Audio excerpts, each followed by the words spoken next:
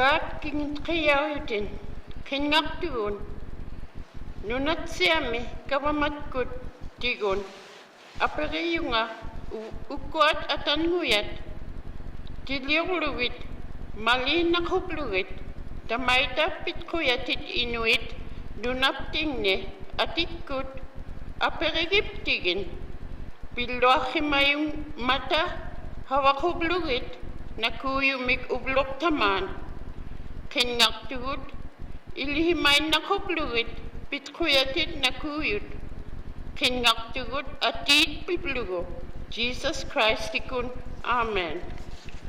Almighty God, we pray for the government of the Northwest Territories. We ask that these leaders would follow your guidance and remember that they are called to serve the people in your name, that they would give leadership that honors you and the people that they have been elected to serve. We pray that they will have the courage to do only that which is right and honors you. We pray this in the name of Jesus Christ, our Lord. Amen.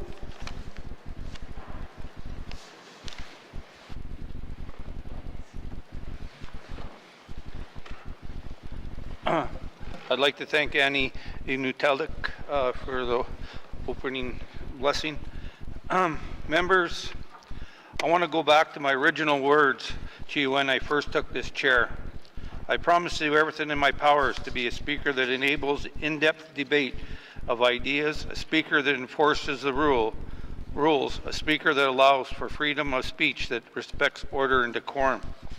Members, healthy debate will often come close to the line, and in some cases, the line is crossed. If you're unsure, watch the reaction of members. You will see on their faces of the others that your remarks have crossed the line and caused disorder. You will also hear about it from me. Here in this chamber, we all have a role to play in this healthy debate. I can tell you the previous seating days, we set a positive tone and the public appreciated it. However, we must maintain it. If we don't, we will lose the public's trust in us and have a big hole that we'll need to get out of. Thank you. Minister statements. Minister statement, Minister of ECE. Thank you, Mr. Speaker. Mr. Speaker, N.W.T Caitlin Cleveland. Mr. Speaker, hello, my name is Caitlin Cleveland. My mother is Carol and my father is Randy. I am from and live in Yellowknife. Thank you, colleagues. As the Minister responsible for official languages, I am proud that our official languages are celebrated every year, and I would like to begin by wishing my colleagues Disa, Donne, Sosli, Yati, Sahont, E. February is a time to celebrate our territory's diverse Indigenous languages and acknowledge the significance of language vitalization as these languages form the foundation of our territory's identity, pride, and community. This year's Indigenous Languages Month campaign is called Say It in Our Languages. Residents can keep an eye out for campaign materials on Government of the Northwest Territories websites and social media channels, at community events, online learning resources, contests, and even on coffee sleeves at coffee shops. Mr. Speaker, this campaign matters because the loss of Indigenous languages is an ongoing challenge in our territory and around the world. Throughout Canada's relatively short history, colonial policies aimed at assimilating Indigenous peoples have had a devastating impact on Indigenous languages. To reverse the loss of language and keep Indigenous languages alive and thriving, they must be spoken in our communities. Using Indigenous languages every day, whether at home, in school, or out in public, is critically important to their survival. We do not have to be fluent in language to make a difference. Practicing Indigenous languages and incorporating them into daily life is a step we can all take to reverse further language loss, which is fundamental to healing our territory. Mr. Speaker, last year we awarded a record high 18 scholarships to students enrolled in post-secondary programs supporting Indigenous language revitalization. Additionally, our mentor apprenticeship program, a 9-month immersive learning program where a fluent Indigenous speaker teaches a language learner, The program had 45 pairs in 6 different language groups last year. This is an increase of 12 pairs compared to the previous year. Last week, I had the pleasure of virtually meeting with many of our Mentor Apprentice program pairs at their final gathering. I was inspired by their personal commitment to revitalize their languages and appreciated their advocacy for more action to support language learning. Mr. Speaker, the Government of the Northwest Territories is committed to preserving, developing, and enhancing all official languages as supported by Article 13 of the United Nations Declaration of the Rights of Indigenous Peoples. As the only political region in Canada that recognizes 11 official languages, the N.W.T has so much to celebrate during Indigenous Languages Month. In celebration, we have organized tea and bannock in the Great Hall during this afternoon's break for all members, interpreters, translators, and staff of the Legislative Assembly. I hope you can all make it, and I encourage my colleagues to join me in practicing to speak our Indigenous languages together. I'd like to take this moment to thank our interpreters here in the House of the Legislative Assembly, and also members who continue to speak their language during member statements, and also the member for Montfouille who continues to help me learn more language or more words in her language as well. Thank you. Thank you, Minister of Education, Culture and Employment. Member statements. Member for Environment, Climate Change.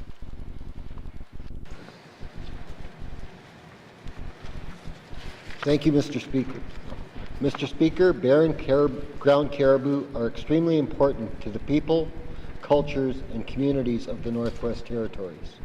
They have supported Northern Indigenous peoples for time immemorial, and it is important that we all work together to ensure caribou populations remain strong for future generations. In recent years, many herds across the N.W.T have undergone significant declines, particularly the dramatic 99% decline in the size of the Bathurst herd. These changes are driven by multiple interacting factors, including harvest, predators, and the impacts of climate and environment. This is a serious concern as the Bathurst herd remains at extremely low levels, with the latest estimate at approximately 6,850 caribou in 2022. Mr. Speaker, last summer we got some positive news when we saw an increase in the size of the Blue Nose East caribou herd, which had undergone serious declines since 2010. After years of hard work with our co-management partners, the herd increased from 23,200 animals in 2021 to 39,500 animals in 2023. Caribou management is a shared responsibility. The Government of the Northwest Territories has been working closely with Indigenous governments, Indigenous organizations, renewable resource boards, and the Government of Canada, neighboring jurisdictions, industry, non-government organizations, and other partners to take strong conservation measures to protect caribou. This collaborative work is being done as part of the N.W.T's well-established wildlife co-management system, where everyone is at the table to help guide caribou management, conservation, and recovery. Mr. Speaker, the Department of Environment and Climate Change works with partners on key research, monitoring, and management initiatives that rely on the best available local, Indigenous, and scientific knowledge. Population surveys are scheduled for July of 2024 to assess the current status of the Blue Nose West, Cape Bathurst, and Tuktoyaktuk Peninsula herds. We are also supporting a wide range of caribou monitoring and guardian initiatives led by our co-management partners. Implementing herd-specific management plans and meeting with partners every year to review the status of individual herds based on all available information. This approach allows us to make hard decisions and take strong actions together in the best interests of the caribou. Mr. Speaker, with the winter harvest season now underway, it is important that we continue our work with the Indigenous governments, Indigenous organizations, renewable resource boards, and other partners to ensure safe and respectful harvests. While most people harvest safely, legally, and respectably, a small number of people do not. Environment and Climate Change hosted a meeting of respected harvesters in December 2021 with representatives from communities that traditionally harvest from the Bathurst herd. Participants provided 8 recommendations to leaders from Indigenous governments and the N.W.T, including the need for all parties to work together, support monitoring and guardian programs, enhance enforcement efforts, and launch a public information campaign on respectful harvesting. Mr. Speaker, it is our hope that this collaborative work will encourage the use of traditional harvesting practices and promote respect for the protections put in place to support collaboratively developed caribou conservation and recovery. Important conservation measures such as the Mobile Core Bathurst Caribou Management Zone are put in place in collaboration with our co-management partners. Mr. Speaker, caribou are a vital part of the cultures, traditions, and social fabric of our communities. The Government of the Northwest Territories is committed to working closely with all of our wildlife co-management partners to support the safe and respectful harvest of caribou, while ensuring compliance with collaboratively developed conservation measures, the Wildlife Act, and traditional practices and teaching. Take only what you need. Do not leave anything behind. Share what you have when you get back to your community, and listen and learn from your elders. Thank you, Mr. Speaker. Thank you, Minister of Environment and Climate Change. Member statements. Minister for Housing, N.W.T.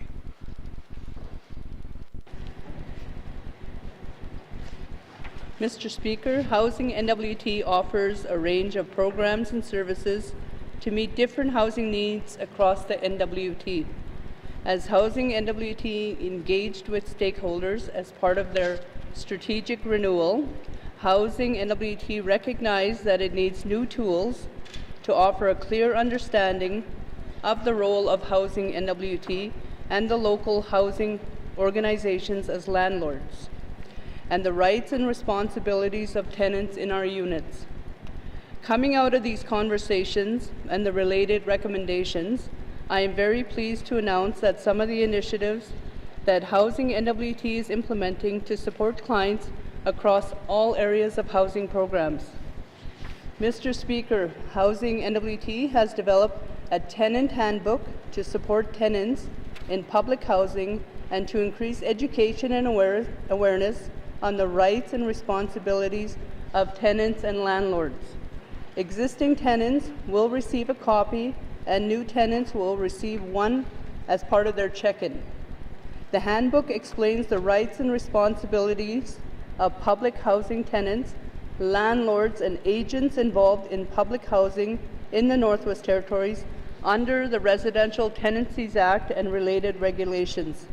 The handbook is written in plain language and covers a wide range of topics such as moving into public housing units, rent and security deposits, care of the unit, safety resources, and understanding the processes if a tenant is not compliant with their tenancy agreement. In addition to the handbook, Housing N.W.T has created a complimentary online tenant education tool for clients to use that will go live in April. This is an interactive learning module that can be used by existing clients, but would also be useful for individuals, for example, that are on the housing wait list and hope to be a tenant of public housing in the near future. Mr. Speaker, another outcome of the Housing N.W.T renewal was to remove barriers to accessing programs. One good example of this is related to the Solutions to Educate People, or STEP courses. These courses were a requirement of applicants to Housing N.W.T's home ownership programs. Unfortunately, the requirement became a barrier to clients successfully accessing these programs. With Housing N.W.T removing the requirement for STEP courses, we hope to see an uptake of these programs to empower clients to own and operate their own homes. Another program that has undergone changes to support clients is the Canada N.W.T Housing Benefit. The Canada N.W.T Housing Benefit, also known as the CNHB program, is a rent subsidy program that is cost-shared 50-50 between Canada and Housing N.W.T. It is designed to help households that pay more than 30% of their income on their rent. Since 2021, this benefit has qualified households with up to $800 per month for rent. Mr. Speaker, the program is a great example of how strong partnerships with the federal government can improve the lives of residents. In 2022, this benefit supported 265 N.W.T households and is currently accepting new applicants with no wait list. This benefit is a tangible, positive difference in the lives of residents in the private housing market.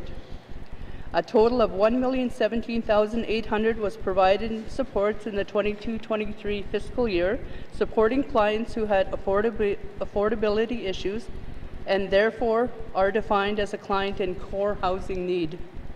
New changes coming to this program include an increase in funding for survivors of gender-based violence, seniors, and persons with disabilities. There has also been an elimination of a 2-year cap on the program, so residents can access this program for as long as they need it. I am pleased with the improvements of Housing N.W.T has made to tailor its programs to the needs of people across the North, including commitment arising from the strategic renewal. As Minister responsible for Housing N.W.T, I am looking forward to continuing this work to increase the well-being of individuals and communities by providing fair access to quality housing support for people most in need. Koyanani, Mr. Speaker. Thank you, Minister. Housing N.W.T. Minister statements. Mr. Premier. Mr. Speaker, I wish to advise members that the Honourable Carolyn Wozniak will be absent from the House for the remainder of the week to attend the meetings for federal, provincial, territorial ministers responsible for transportation and safety in Montreal. Thank you. Minister statements. Member statements. Member from Great Slave.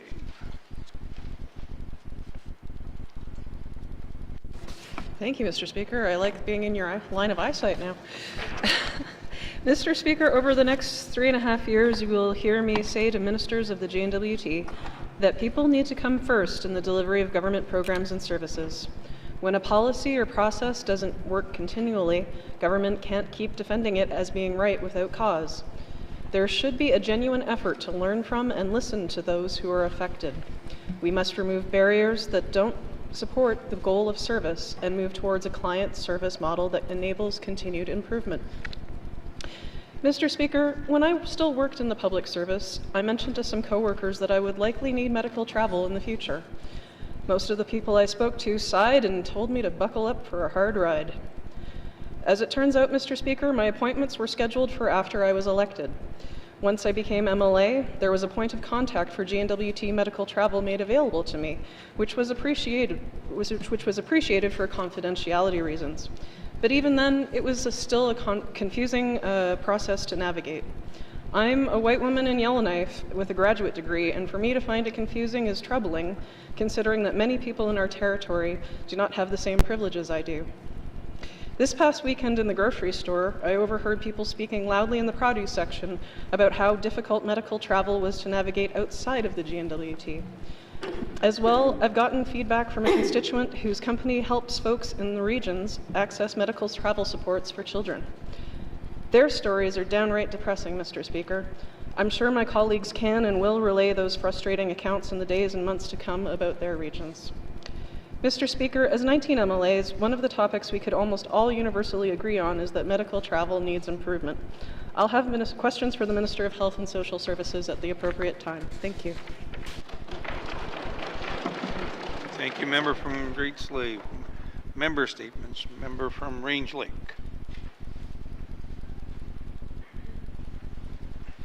Mr. Speaker, of all the institutions that are important to Canadians and that unite us, few are as cherished as universal public health care.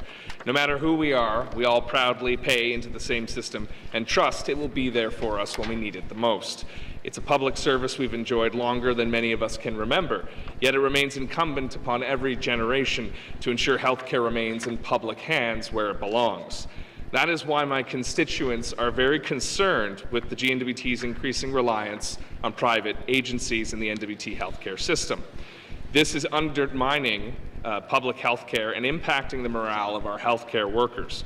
Over the last few years, the government has turned to private agency nurses as a stopgap solution to retain healthcare work in the Northwest Territories. Year after year, this nursing shortage has grown without any solutions. Now, to keep health services available, the government is advertising for temporary private workers to fly in and out at a hefty price to taxpayers.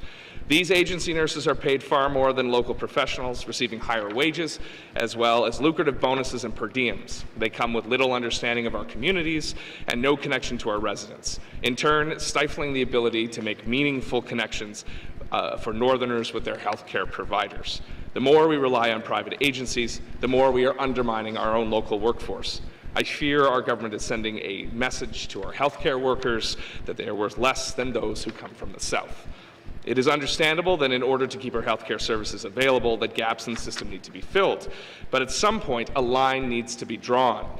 Why are we spending so much money on private agencies when our nurses are underpaid and undervalued? What does it say about our healthcare system when we make it more attractive to healthcare workers to leave permanent jobs for ununionized private agencies? It cannot be true that this government is prioritizing private profits over the needs of public healthcare workers. This is just another example of how underfunding healthcare is the first step towards healthcare privatization. This is privatization by stealth, Mr. Speaker. Building failure into the public system creates space for private agencies to move in, and that's exactly what has happened. We need to treat our healthcare workers with the respect and dignity they deserve and offer them wages and benefits that will keep them in the North and keep them working for Northerners. Thank you, Mr. Speaker. Thank you, member from Range Lake. Member statement. Member from the Sawtooth.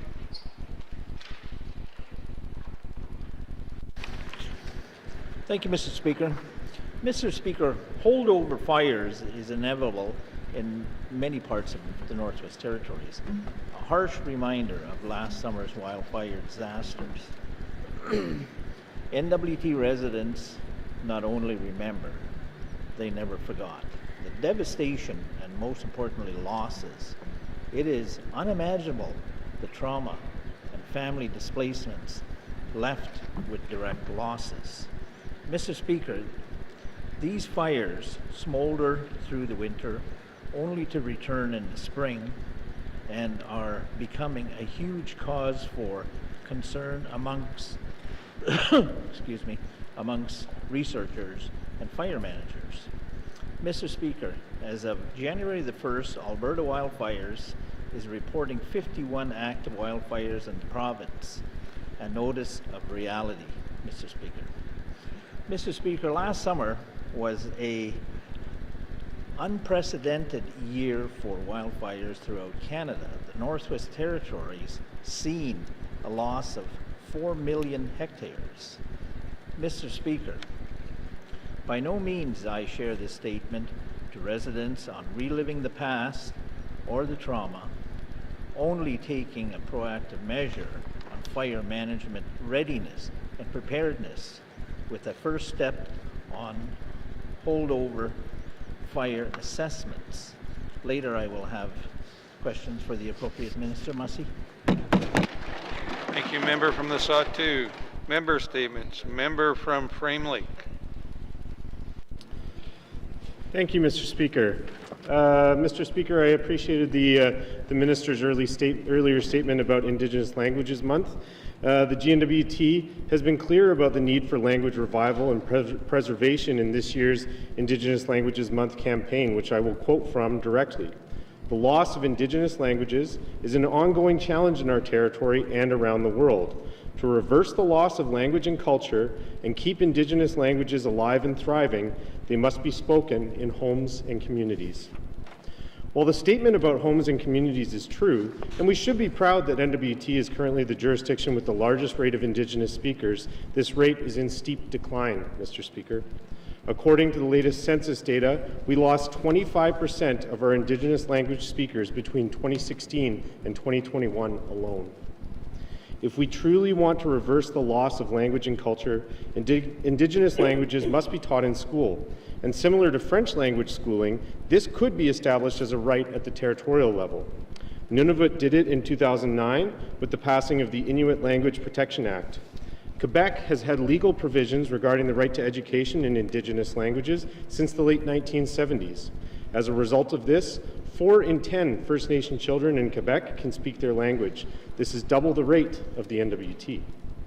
In the N.W.T, there is one exception we can look to, which has begun to turn the tide of language loss in the N.W.T. The Clichon language currently has more youth speakers than those 65 and older. This is a direct result of the leadership and dedication of the Clichon people, who have ensured Clichon is not only taught as a second language, but is actually a language of instruction. We could follow this example and complete the vision that this Assembly had when it gave official status to our Indigenous languages by enacting the right to education in Indigenous languages. Thankfully, much of the work towards this has already been done by the previous Assembly. It was a key recommendation of the Standing Committee on Government Operations when it reviewed the Official Languages Act less than a year ago.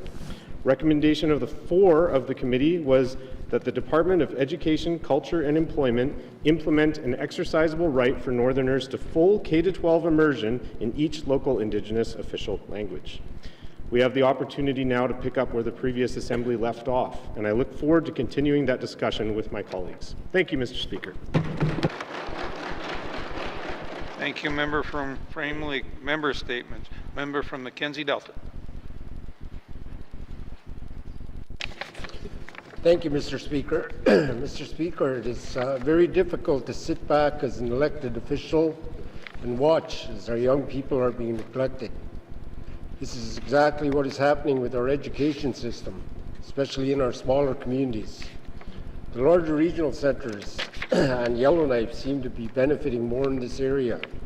Mr. Speaker, 2 weeks ago I did my member statement on the income support program. And in my statement I referred to the recipients who are young adults who are being let down by the education system. The young eager students are being socially promoted and graduating with no academic skills to go on to post-secondary schools because they do not qualify. Then these students are at the doors of the income support office only to be stuck there. Mr. Speaker, there are other alternative measures that the department can explore instead of placing our young people in a failing environment. Back in the 1980s, the department used a different approach to deal with students who were not academically ready to pursue post-secondary institutions. The students were given the opportunity to participate in the trades component within the high school curriculum, and these are success stories that I have witnessed. We have former students who are now journeymen in their chosen trade and owners of their own companies. Mr. Speaker, we have to start investing in our greatest resource, and that resource is our youth. It is time for the Education Department to focus on getting our students ready for the real world and implementing these similar programs within our high school curriculum. These students need career paths where they can have a secure future for themselves and their families. We do not want them to be knocking at the doors of the income support office and not coming out. Thank you, Mr. Speaker. I will have questions for the Minister at the appropriate time. Thank you. Member from Mackenzie Delta. Member statements. Member from Tuna-Day-Willity. Mr. Speaker, the North is full of dedicated Indigenous people who are eager to contribute their great skills to our public services. At the 19th Assembly, I was closely involved in looking for ways to increase Indigenous hiring to the N.W.T workforce, participating in the reports on Indigenous representation in the Northwest Territories Public Service. I want to thank my colleagues at the time who participated in the chair and the co-chair, Ryland Johnson and Frida Marcellos, as well as the member for Cam Lake and the other member from Nunavut Twin Lakes. A lot of hard work went into this subject in the 19th Assembly because it was vital that we make our public service representation of our population. Unfortunately, successive governments have been working towards these goals for decades, but the number of Indigenous people in our public service has remained the same. I know now that the Minister are preparing a work plan to increase Indigenous hiring in their departments, so now that this government has another great opportunity to shape and start making meaningful action towards achieving a diverse public service that is truly representative of the Northwest Territories. This is why I mentioned. This is why I want to mention some of the things I'm hearing from my communities. I have heard about several situations from my constituents on this matter that are very concerning. These constituents are proud of Indigenous people who have a lot to offer. The N.W.T were forced out of their positions and replaced by non-Indigenous staff. Once one constituent worked for 12 years before she was forced out of their position, so their supervisor could accommodate a P3 transfer. This constituent is not only one example. I have seen this happen all too often in my departments. We can talk about representation of workforce all we want. We can write actions, plans, strike committees, and give speeches in the House about our priorities for every department, but we need to follow those words with action. Action means we cannot keep turning a blind eye to managers and administrators ignoring ministers' guidelines and hiring their friends and family instead.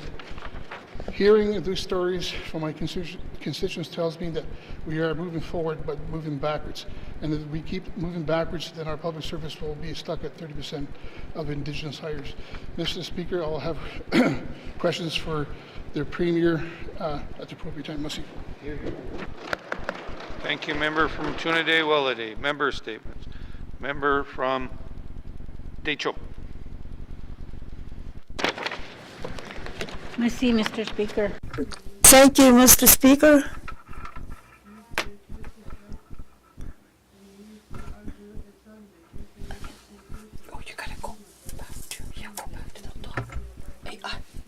Speaker, last year, the Decho and the Mackenzie River reached historic low water levels across the N.W.T. There are many news stories about this, and many people shared their own photos online of receding shorelines up and down the valley. These low water levels cause a lot of problems for many people, from harvesters unable to cross the river to go hunting, to tugboats running aground and getting stuck, to barge deliveries cancelled and unable to deliver goods to Norman Wells and Toledo. These are just some of the issues low water levels have caused us in the last year. In addition, Mr. Speaker, it wasn't just the Mackenzie River with low water levels. The Liard River, the Great Slave Lake also experienced historic low water levels over the past 2 years. In fact, Great Slave Lake is currently at its lowest water level ever recorded. Both Great Slave Lake and Mackenzie River water levels remain extremely low, largely due to hot and dry conditions in northern Alberta and British Columbia and the southern N.W.T. This is also impacting hydroelectric energy generation across the N.W.T and other provinces. What's worse, Mr. Speaker, is that it's not only the N.W.T who are experiencing this either. Most of Western Canada has been in a drought for the last 2 years. Alberta is experiencing extremely low water levels in many parts of the province due to below average snowpack and precipitation in recent months, resulting in less runoff to rivers, lakes, and reservoirs. This is contributing to widespread dry conditions and water shortages. In closing, Mr. Speaker, recently Alberta has begun conserving its water usage province-wide. Alberta has established a drought command team, and they are encouraging people to plan for water shortage during 2024, including conserving water now. This is extremely troubling situation. Climate change is real and happening now, and this is further evidence to that. This is also partly what fueled the worst fire season ever. Member from the Decho, your time is up. to conclude my statement. Seeking unanimous consent to conclude her statement. Seeing no nays, member, you may conclude your statement. Mr. Speaker, this is also partly what fueled the worst fire season we've ever had last summer. Our government needs to respond to this, Mr. Speaker. I will have questions for the Minister of ECC. Thank you. Thank you, member from the Decho. Member statements. Member from Mophie. Mr. Speaker. Mr. Speaker, di nawu wakikotasi. This item that I am going to talk about is about housing mortgage and their policies that are in place and how they work with people in the community. This mortgage has been in place for a long time, since 1978, and it's affecting the people in the community. And now we have a lot of elders that are over 60 that are dealing with this issue. That is what I'm going to talk about.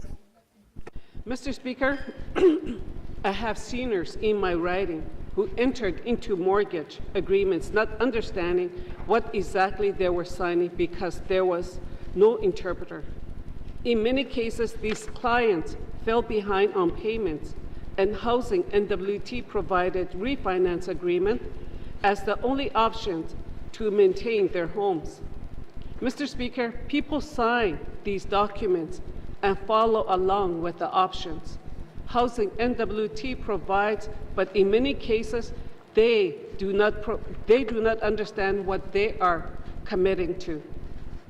There is little meaningful effort from Housing N.W.T to ensure clients, mostly elders, understand the process and what they are signing.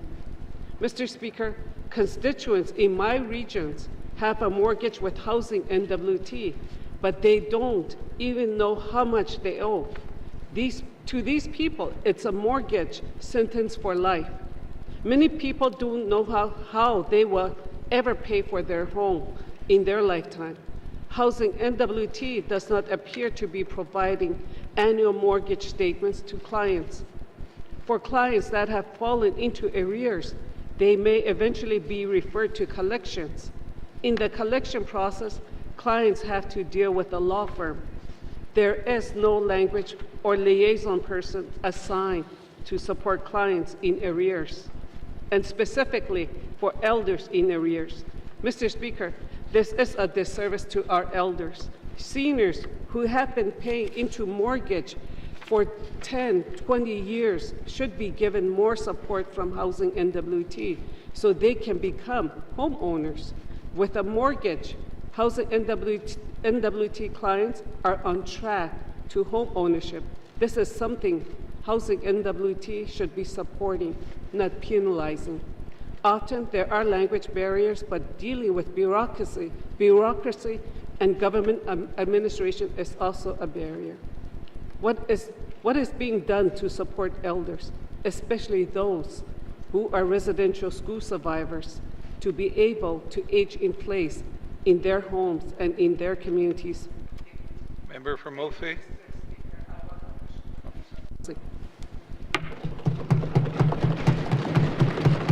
Member statements. Member from Yellowknife North. Thank you, Mr. Speaker. I want to reflect today on the problematic way that our government funds and works with nonprofit organizations who are providing essential social services. Yesterday in Committee of the Whole, I raised the urgent situation of the Spruce Bough Supportive Living housing facility, where the nonprofit Yellowknife Women's Society is housing and providing wraparound services for 26 people with complex medical needs and addictions issues. Ever since this facility opened its doors in 2020, with capital funding support from the feds, it's been cobbling together short-term operational funding, mostly from the N.W.T. Now, a lot of our basic social safety net is operated by nonprofits. They put roofs over the heads of seniors or the underhoused population or women and children fleeing violence. They provide daycare to children so their parents can go to work or school and put roofs over the heads of their families. These are services that we can't allow to fail. And if they do, the government is under considerable pressure to step in and take over these services to stop people from dying or to stop the economy from grinding to a halt. And we've seen the N.W.T have to step in and the extra cost of that. In recent years, the N.W.T has taken over the day shelters and sobering centers in both Inuvik and Yellowknife. And we see in our supplementary estimates that facility in Yellowknife alone costs us an extra $2 million a year on top of what it used to cost to have a nonprofit run it.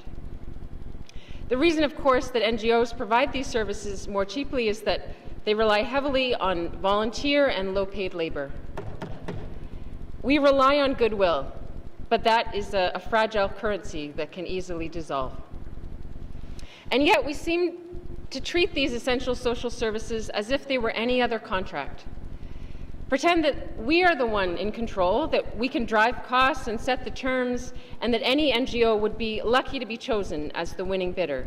But in many cases, we need those few nonprofits as much or more than they need our funding. The N.W.T has done reports on how to better support NGOs in general, but there are differences between the government throwing chunks of funding here and there to host fun community events and throwing short-term chunks. Member from Yellowknife North, your time is up.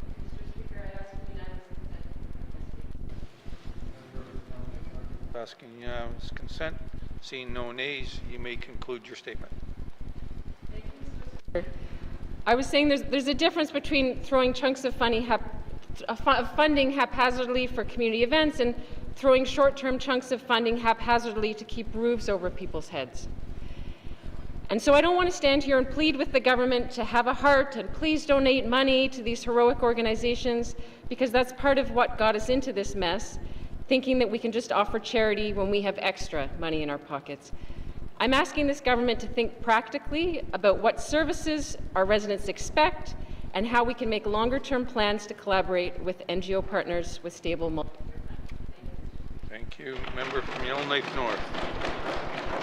Member statements. Member from Yellowknife Centre.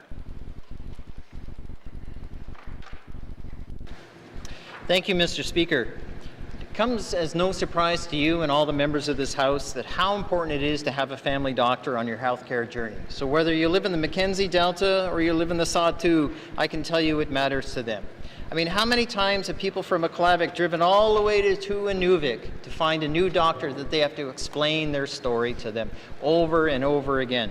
How many times does someone from Delaney have to take that goat trail all the way to the wells to explain their story, why they need their prescription changed or adjusted, Mr. Speaker? Or you live in Yellowknife and you have to explain to the locum doctor that you've never met before how many times your diabetes medication has been changed and tried, and yet they continue to offer the same thing. Mr. Speaker, it's well known that family doctors are key. They know your story. They know you. Even the Canadian Medical Journal points out about the relationship is number one. That's the difference between a family doctor and a locum. I've reached out to the Department of Health and I asked how many people are on the waiting list. A non-transparency list, in other words, Mr. Speaker. A list that doesn't exist, but apparently they're keeping numbers. I'm sorry to report it wasn't 100 people waiting to have a doctor, Mr. Speaker. It wasn't 2. It wasn't 300 people. It wasn't 4. Mr. Speaker, I could auctioneer this off for another 10 minutes. Why don't we jump to the conclusion? The department said 2,000 people are sitting on the non-transparency waiting list to see and get a family doctor, Mr. Speaker. That's a shameful process in this first world country and a territory as rich as ours. My goodness, Mr. Speaker, a family doctor should be a right, and that should be it. So I asked them, can doctors refuse patients? Their answer was pretty much bare. I ask them about how do they get more doctors. They send me to practice N.W.T as the result. And as a matter of fact, looking at that website, it looks more attractive as they spell out the benefits of being a locum doctor better than they spell out to be a regular doctor in our communities, Mr. Speaker. Mr. Speaker, having a doctor is key whether you're in the early season of your life, whether you're new or you're renewed like some of us, and certainly maybe even those who are heading into the winter of their life. That special relationship is key. And as this government unilaterally ponders their policy on how to carve out $50 million here and there, it has Northerners worried. Thank you, Mr. Speaker. I'll have questions later today. Thank you. Member from Yellowknife Center. Member statements. Member statements. Good afternoon, members. 2 weeks ago, I had the pleasure of attending the Paul Stiptonk Memorial Soccer Tournament. It was the second time since the pandemic that canceled the previous tournaments. As I stated previously in this house, this tournament is a bit unique in that they don't keep score, teams are mixed up, and we do not have winners or losers. The focus is on the youth having fun, playing the sport, something that the namesake was all about. Besides playing the sport, the youth were given the opportunity to attend a skills competition event on Saturday. This year we had athletes from Yellowknife, Fort Providence, and Fort Simpson. They were great sportsmen and ambassadors of their respective communities. It was amazing to see all those smiling faces and the fun that they had over the weekend. I'm proud to say the Fort Simpson athletes were great hosts and really enjoyed the games as they made new friends from the region and the territories. I am proud to say the parents and family of the athletes, whether they were from the community or from out of town, did an amazing job cheering and encouraging the youth. It was awesome to see the stands and the small hall full of supporters. A special shout goes out to the Mackenzie Rec Association, Municipal and Community Affairs, the Village of Fort Simpson Recreation staff, who kept the facility nice and clean, and most importantly, Kaylee Norn and Jackie Welly, who dedicated many hours organizing and making sure the event ran smoothly. To the speed skating mums, thank you for the catering the whole weekend. I'd like to thank the Fort Simpson high performance athletes, especially Mara Tanche Hanna and Gina Hardesty, for being the coaches of the teams, helpers, and being great role models to the youth. It was great to see this capacity being built. I take great pride when I see young athletes paying back to this sport. In closing, I'd like to say a big thank you to the Stiptonk family for letting us to honor their husband, dad, grandfather, and my friend in a way that brings so many smiles to the youth. Thank you. Member statements. Member statements. Member from Nunavut Lake.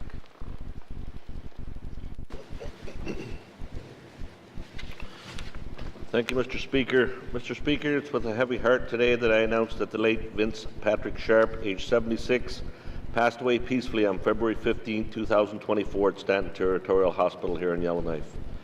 Vince was born on February 10, 1948 in Nova Scotia to Walter J. Sharp and Margaret M. Sharp. Vince is one of 6 siblings with 2 brothers and 4 sisters.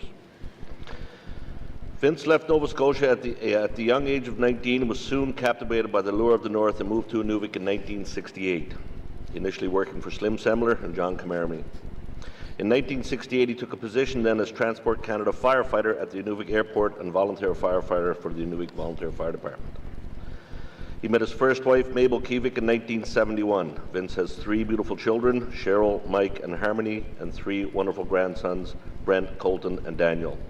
He met and married his second wife, Lena Allen, which then grew their family by 2 more children, Jimmy and Jenny Kelnick. Vince went on to become a successful general contractor, employing many local people for Inuvik and the surrounding areas. On November 17, 2007, Mr. Speaker, Vince was awarded the Medal for Bravery from the Governor-General of Canada for rescuing 2 occupants from a burning structure in Inuvik. Vince is predeceased by his father, Walter Sharp, Toronto, Ontario, his mother, Margaret, Truro, Nova Scotia, and brother, David Sharp, Joe Haven. Mr. Speaker, Vince was one of the first people I met when I moved to Inuvik 30 years ago, and we've made close friends since that time. Vince has always been an incredible advocate for our community that he so dearly loved. He served several years as a municipal councillor. He was a staunch supporter of the Inuvik Fire Department, of any local protective services. He supported and fundraised for community events such as the Muskrat Jamboree, the Firefighters Gala, the Children's First Centre, and many, many more, Mr. Speaker, that I could probably go on for an hour.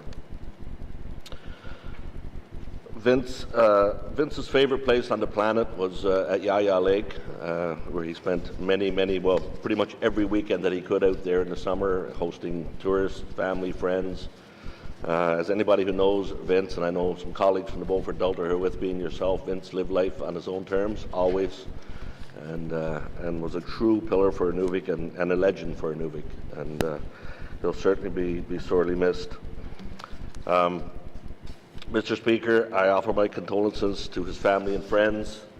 And the funeral services will take place on Thursday, February 22nd, 2024, beginning at 2 p.m. at the Midnight Sun Complex, the Roy Suglu Arena in Inuvik. Burial at the cemetery will take place following the ceremony.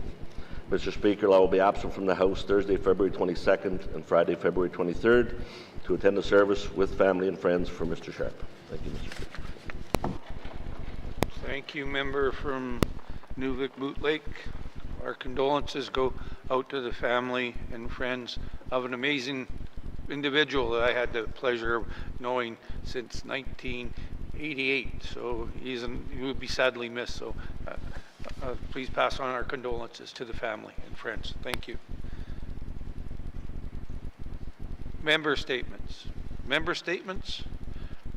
Return to oral questions. Return to oral questions. Recognition of visitors in the gallery. Recognition of visitors in the gallery. I see there's some people in the gallery, and we'd like to thank you very much to be here in your chamber. I hope you're enjoying the proceedings. It's always nice to see people in the gallery. Thank you for being here.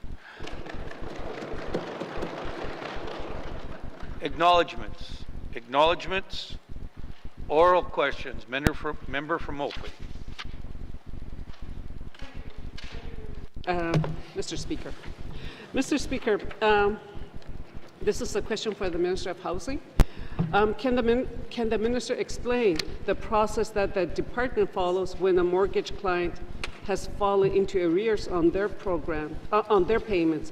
Is the collection process different for people with a mortgage or people renting units? Thank you. Thank you, member from Ophir. Minister for Housing, N.W.T. Speaker, the process for collecting on a mortgage and rental arrears with Housing N.W.T. is not different. It's the same institution, Housing N.W.T., same corporation. So the process is not different, Mr. Speaker. Thank you. Minister for Housing, N.W.T. Member from Ophir. Thank you, Mr. Speaker. What supports are in place to assess elders as they deal with Housing N.W.T.? From Ophir, Minister of Housing, N.W.T. There's many supports in place, Mr. Speaker. We have tenant relations officers, we have district office, we have the local housing associations, and we also have government services officers in the community. So we have many supports in place, Mr. Speaker. Thank you, Minister of Housing and N.W.T. Member from Ophir. Thank you. Thank you, Mr. Speaker. I know this is long overdue, and I want to ask the Minister, will the Minister do the right thing and commit to doing a mortgage write-off of its clients? It's been there since for over 20 years. Some of those are from early 1990s. So I just wanted to ask the Minister if she will do the right thing and do a mortgage write-off, because those are the people that we're talking about are 65 and over now. Thank you. And thank you, Minister of Housing, N.W.T. Thank you, Mr. Speaker.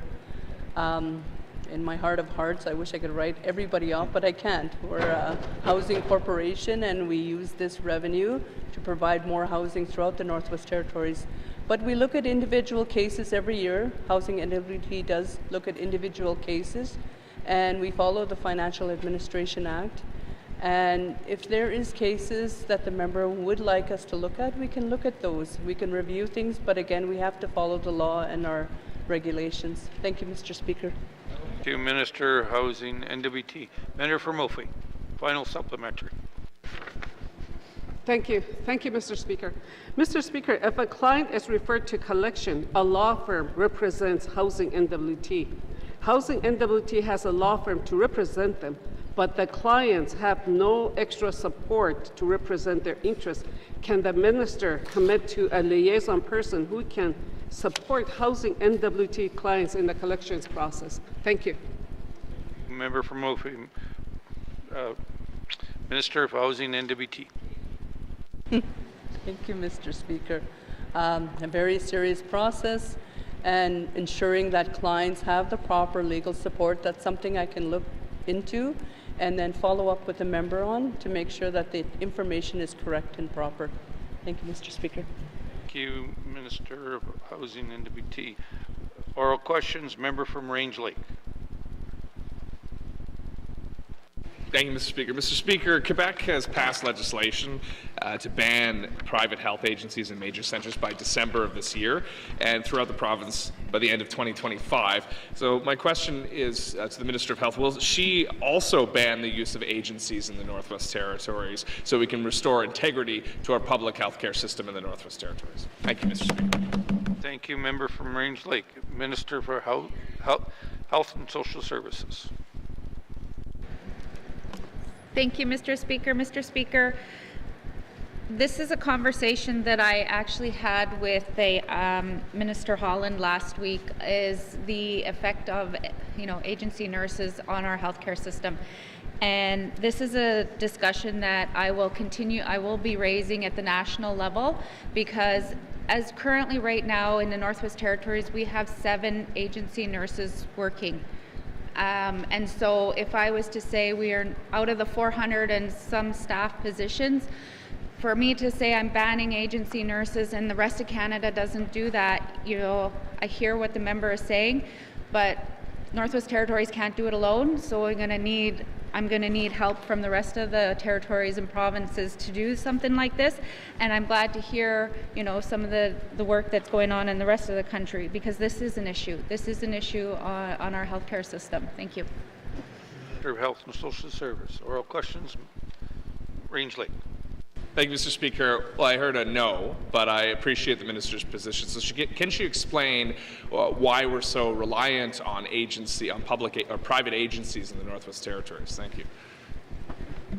Member, Minister of Health and Social Services. I could let Minister Housing answer, but I don't know if he'll get the answer he wants. Sorry, Mr. Speaker. Mr. Speaker, the NTHSSA uses the agency nurses as a last resort. This is not something that we want to do, but when it comes to closing beds, closing units, we've seen this happen 2 years ago in the obstetrics, and we raised it in this House. It was raised in this House that the cost of the 2-month closure and the impact on all of those families that had to travel due to the closure, if we're talking about closing a unit versus hiring some nurses to ensure that people are not sitting down in Edmonton incurring in costs and away from their family for, sometimes they leave 2 weeks before and then they're there 2 weeks after their due date before they deliver. So that, there's many other things. We also will use them in surgery, in the dialysis, in the operating room, post-anesthetic, and most recently we ended up in an emergency situation where Nuvik Regional Hospital had to close down their birthing, members that were due had to fly out for that short period of time. So these are specialty areas, and so in order for us to keep those units going and less impact to the patients, that's where we use them. We don't want to use them, but if we had the option to hire a term or something, we would. Thank you. Member from Range Lake. Thank you, Mr. Speaker. Mr. Speaker, I'm glad the minister doesn't want to use them. So how much are they costing us? How much are they costing us today, and how much, and over time, has it changed since COVID? That's my question. Are we paying more now than before the pandemic? Thank you. Member from Range Lake, Minister of Health and Social Services. Thank you, Mr. And keep it short. Yes, we are paying more now before the pandemic because we didn't use them for 15 years before the OBS unit closed. Thank you, Mr. Speaker. Minister, for a short and quick answer. Health and member from Range Lake. Thank you, Mr. Speaker. Thank you for the minister for the brief answer. Mr. Speaker, how is the health authority communicating to our local workforce that these are temporary measures, these are not replacing them, and we value their work and we want to pay them for the hard work they do for our communities? Thank you, Mr. Speaker. Thank you. Member from Range Lake, Minister of Health and Social Services. Sorry, Mr. Speaker. I can do it short, but I can do it so I can give the answer. So currently, the NTHSSA is finalizing its formal employee engagement strategy. This is a draft strategy that's been distributed to all the staff members for their input, and they are actively seeking feedback. So executive-led town hall meetings to provide a platform for discussion and feedback gathering, to communicate effectively with staff. The NTHSSA uses various channels, including daily staff emails, monthly coffee breaks, COO communication with staff monthly through their own newsletter, regular staff tailgate. And I know that this area is hard because they work 12 hours a day, 12-hour shifts, 24 hours a day, and sometimes they're not able to always get the information. So if there's ways that, and I mentioned it yesterday, to better this communication, please feel free to bring those discussions to me. Thank you. Minister of Health and Social Services. Oral questions, member from Yellowknife Centre. Thank you, Mr. Speaker. Mr. Speaker, I'm going to have questions for the Minister of Health as well. And as a matter of fact, I have doctor questions, but I was just realizing I have nursing agency questions. So I'm going to build on my colleagues' questions here, Mr. Speaker. What has the department done to re-engineer the nursing agency problem? Because this is an attack on the health system, as pointed out by my good colleague. And even the Premier of Manitoba has defined it as a crisis, an attack on the health system. So in other words, to the question, Mr. Speaker, what is the department doing to re-engineer the nursing agency problem and fixing it here in the Northwest Territories? Thank you. Thank you. Member from Yellowknife Centre, Minister of Health and Social Services.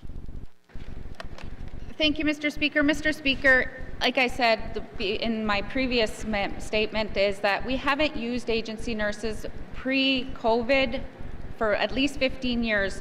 And so this is something that has come because of the healthcare crisis post the pandemic.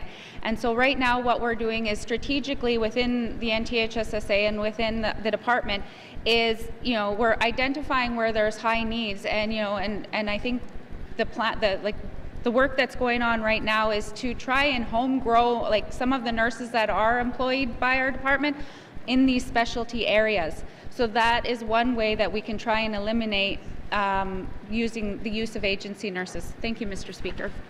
Minister of Health and Social Services. Oral questions, member from Yellowknife Centre. Thank you, Mr. Speaker. Mr. Speaker, I've recently talked to some agency nurses. There we go. So I'm not sure there's 6, there's 10, there's 100. I have no idea. How does the minister know that there's this minimum or maximum, as she's trying to describe, as 6 or 7, and where are they? I'm trying to, because if she says the numbers are so low, it should be easy to explain where they are. Thank you. Thank you. Member from Yellowknife Centre, I think that was 2 questions to the Minister of Health and Social Services. Thank you, Mr. Speaker. Mr. Speaker, the reason that I know this number, because it was asked of me, and so I asked the department, where are these nurses and how many do we actually have right now working? And there was 7, and they're in obstetrics. Thank you, Mr. Speaker. Thank you. Minister of Health and Social Services. Member. 7 too many.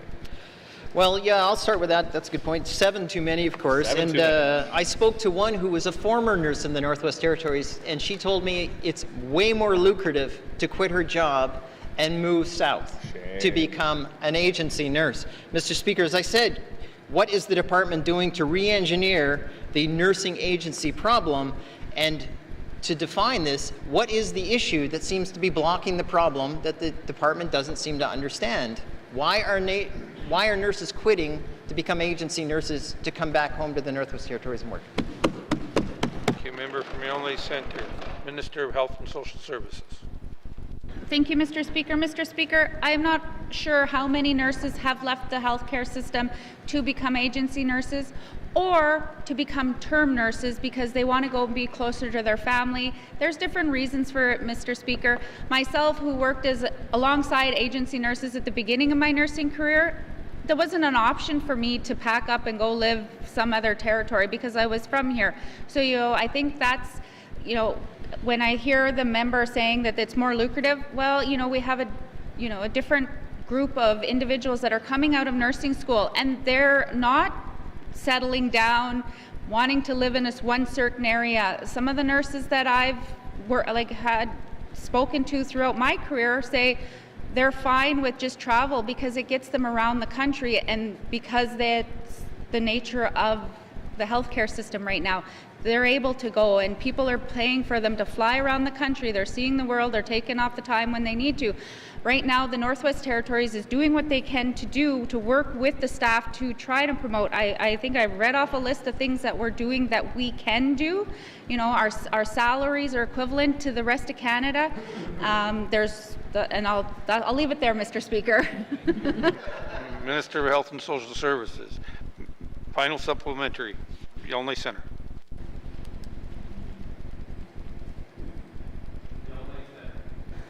Thank you, Mr. Speaker, and I appreciate your eye on the clock, because my goodness, we'd be through question period before we got to all members based on some of these answers.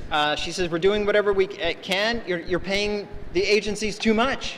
It's that simple. That simple. Mr. Speaker, money is the problem, and the minister says, well, you know, I don't know, but the reality is people are leaving here because they know they get paid more coming back here. It's not about family. So, Mr. Speaker, my question specifically to the minister is she willing to table publicly a wage comparison package of what our local nurses are paid versus what the agencies are paying their staff just to come back to the Northwest Territories and work? Thank you, Mr. Speaker. Member from Yellowknife Centre. Minister of Health and Social Services. Thank you, Mr. Speaker. I would be able to table what our nurses are making, but I can only table what we pay the agency because they don't disclose to us what they pay their staff. Thank you, Mr. Speaker. Minister of Health and Social Services. Oral questions. Member from Mackenzie Delta. Thank you, Mr. Speaker. Mr. Speaker, my question is to the Department of Education. Is the department looking at eliminating the practice of socially promoting our students of the Northwest Territories? Thank you, Mr. Speaker. Thank you, member from Mackenzie Delta. Minister of Education, Culture and Employment. Thank you, Mr. Speaker. Mr. Speaker, while the department doesn't practice social passing as a policy, so to speak, it does endorse peer group placement for students in the Northwest Territories. This is research-based education practice, and it's used in many jurisdictions across Canada and worldwide. What I want to add here, though, is that peer group placements do not prevent parents, students, teachers, and also even the education system as a whole from holding appropriate expectations for students to continue growing in our territory. And I think it's really important that amendments that were made to the Education Act ensure that parents are notified when students are working below grade level and are placed on a modified education plan. So it's really important that parents know what's happening with students and have the ability to step in if they want to. Thank you, Mr. Speaker. Minister of Education, Culture and Employment. Member from Mackenzie Delta. Thank you, Mr. Speaker. The industrial arts and home economic courses were very popular in high school. Gave the students something positive to look forward to. Can the department look at bringing these courses back into the school curriculum to start the process of building the self-esteem of our students? Thank you, Mr. Speaker. Member from Mackenzie Delta, Minister of Education, Culture and Employment. Thank you very much, Mr. Speaker. Mr. Speaker, in the Northwest Territories, we currently have, schools have access to arts and trades programming through career and technology study courses. As we transition to a BC curriculum, these will then be known as applied design and skilled technology courses. So just a name change there. And these within the BC curriculum are known as experiential hands-on programming, learning through design and creation, and really is able to pull on skills and concepts from traditional and Indigenous practices as well. But what it comes down to is the capacity of the schools and the interest of students as well to be able to offer this type of programming. But I want to say I'm very happy that we're having this conversation on the floor of the House today. Thank you. Minister of Education, Culture and Employment. Oral questions, Mackenzie member. Thank you to the Minister for the answer. Mr. Speaker, with the past success of these trade programs within the school in the 1980s, it gave the students the opportunity to get involved in a certain trade when they weren't academically ready to go to post-secondary institutions. So will the department commit to exploring these similar options to eliminate the social promoting of our students? Thank you, Mr. Speaker. Member from Mackenzie Delta, Minister of Education, Culture and Employment. Thank you very much, Mr. Speaker. Mr. Speaker, in regards to the peer group placement, I want to start there.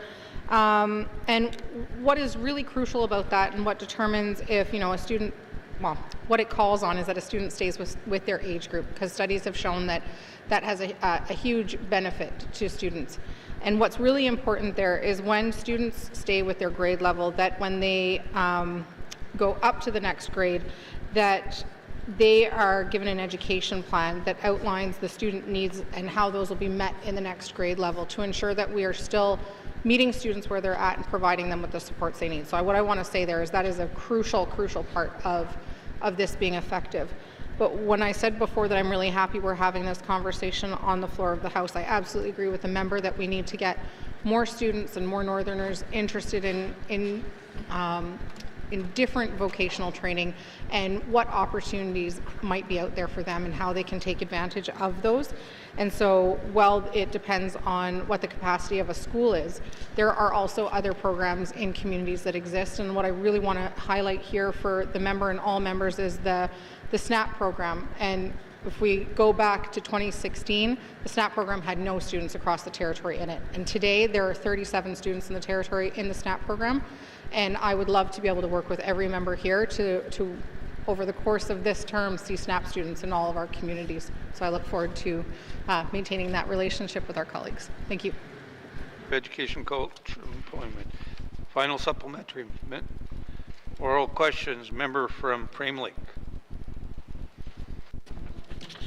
Thank you, Mr. Speaker. Mr. Speaker, this is related to a statement I gave a couple weeks ago related to the importance of post-secondary education. Now that we've established our priority of having a strong economic foundation, I wanted to ask the Minister some questions about the college transition. So first, can the Minister first describe to me the Department's relationship with Aurora College now that the Aurora College Board of Governors has been re-established? Thank you. Member from Frame Lake, Minister of Education, Culture and Employment.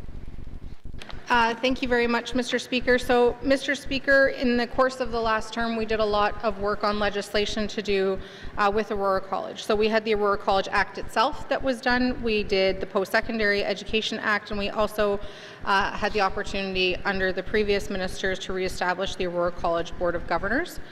And in terms of my role within that, I provide, as Minister responsible for post-secondary, oversight of the N.W.T post-secondary system as a whole, and including holding post-secondary institutions accountable under the Aurora College Act itself and the Post-Secondary Education Act. And then there's also now, because Aurora College is arm's length and has its public board reinstituted, the Board of Governors is responsible for oversight of the operation matters to do with Aurora College, and then Aurora College is responsible for the programming that occurs within its institution. Thank you, Mr. Speaker. Minister of Education, Culture, and Employment. Member from Frame Lake. Thank you, Mr. Speaker. Mr. Speaker, I note that a new president has been appointed to the college and congratulate Ms. James on her appointment. Can the minister tell me what role she or the department had in the recruitment process? From Frame Lake, Minister of Education, Culture and Employment. Thank you very much, Mr. Speaker. Mr. Speaker, in short, none. And the slightly longer, more informative answer in that is that under the Act, because Aurora College is arm's length, the Board of Governors oversees hiring of the President, and the President reports directly to the Board Chair. Thank you. Minister of Education, Culture and Employment. Oral questions, member from Frame Lake.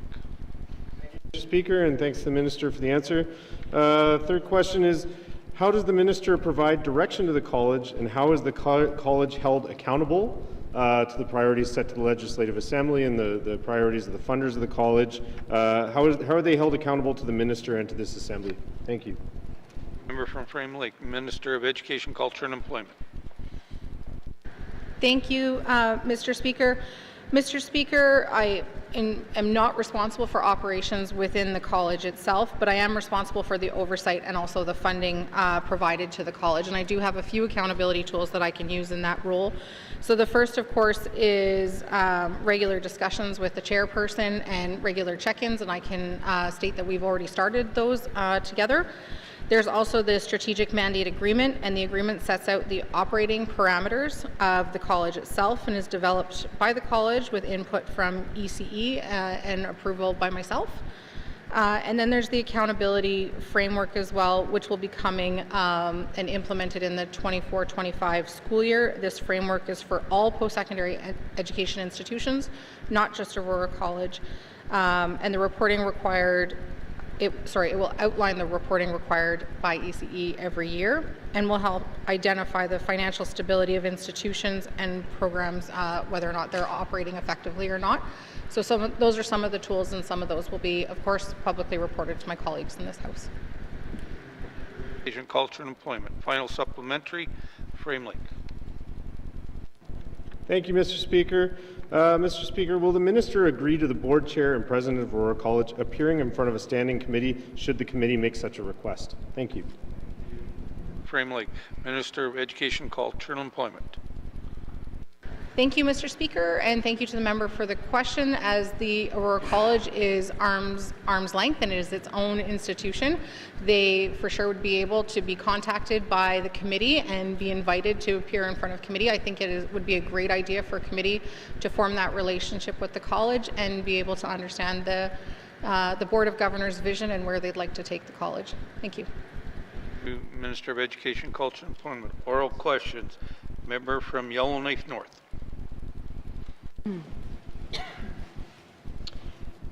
Thank you, Mr. Speaker. My questions are for the Premier, who is also the Minister for Executive and Indigenous Affairs. Does the government keep any inventory of contracts for essential social services and housing that are delivered by non-profits in our communities? Member from Yellowknife North. Mr. Premier. Thank you, Mr. Speaker. No, there is no centralized collection of those. There's a number of departments and agencies with contracts and contributions with the nonprofits.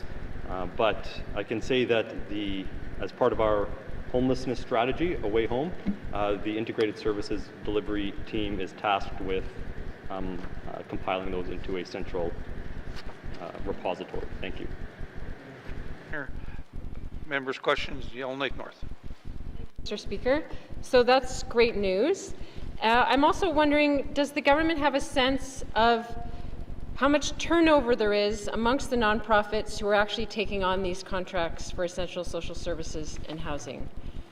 So another way of wording that same question might be, are there lots of different NGOs available and willing to take on these contracts, or is it the same ones over and over again doing this year after year consistently, if that makes sense? Thank you, Mr. Speaker. Yellowknife North. Mr. Premier. Thank you, Mr. Speaker. So the government has relationships with the NGOs and so is aware of the turnover within NGOs, and even just personally, I'm aware of in my constituency the issues NGOs have in retaining staff. And so, yes, we are aware of those staffing turnovers.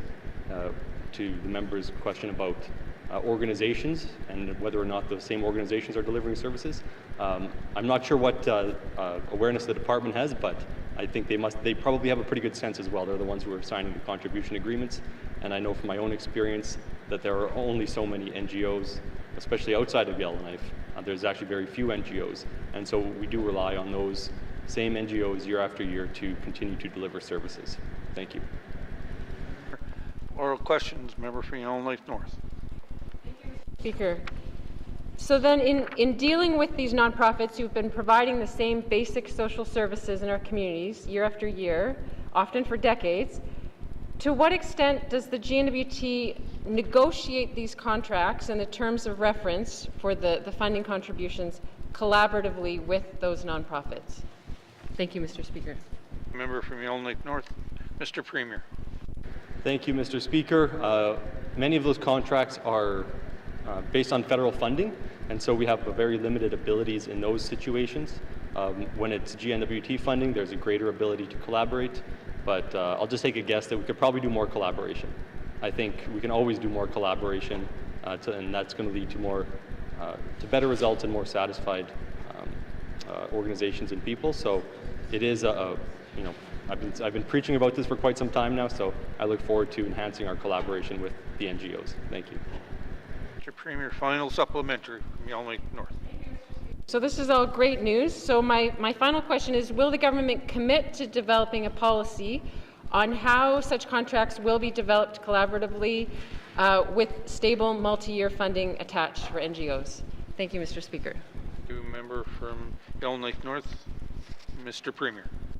Thank you, Mr. Speaker. And once again, I think this is great timing for these questions because as we embark on implementation of the homelessness strategy, those are the types of actions that we will be undertaking. How can we ensure that NGOs have stable funding? I don't think that the member needs to convince me of anything. I agreed with much of what she said in her statement. NGOs can provide, they do provide core services, often at a much lower price than the GNWT can. And so we need to strengthen that partnership as we go forward and try to live within our means as a government. Thank you. Mr. Premier, oral questions. Member from the Sawtooth. Thank you, Mr. Speaker. Further to my statement on holdover fires, aka zombie fires, my first question to the Minister of Environment and Climate Change, in preparation for the upcoming 2024 summer fire season, what is the Department of ECC doing to assess the holdover fires in our territory? Thank you. Thank you, member from the Sawtooth. Member from Education or Environment and Climate Change. Thank you, Mr. Speaker, and thank you, member, for the question.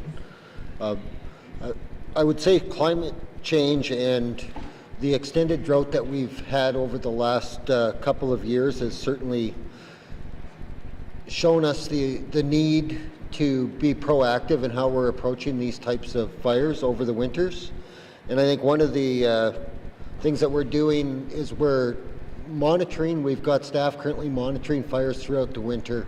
And as the fall came and last fire season ended late in October, staff identified that these are potential challenges for the early spring. So the department has worked to plan to bring our staff and resources on earlier in the spring to ensure that we're prepared and ready to address any of the existing fires that were holdover over the winter. There's a plan to do aerial as well as drone scanning early in the spring, as well as having staff on the ground also doing assessments on fires.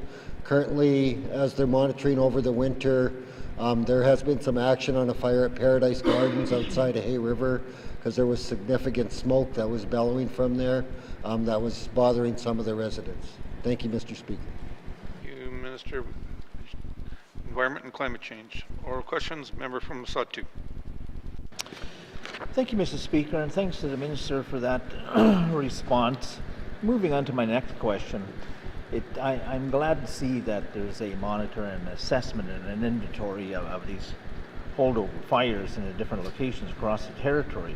In particular, I've heard remarks made to me on several sites along the Winter Road south of Toledo, so if the Minister could put that on the radar for assessment. My next question is there communications underway with each community on the assessment and inventory catalog to the holdover fires and close to the communities? Thank you, Mr. Speaker. From the Sawtooth, Minister of Environment and Climate Change. Thank you, Mr. Speaker.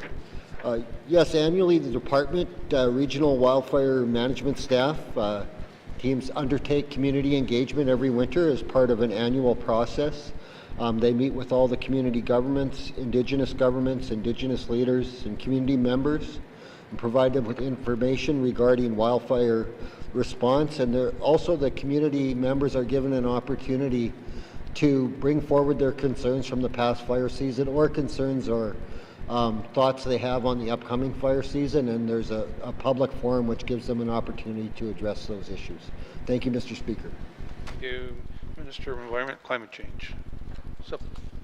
Member from N.W.T.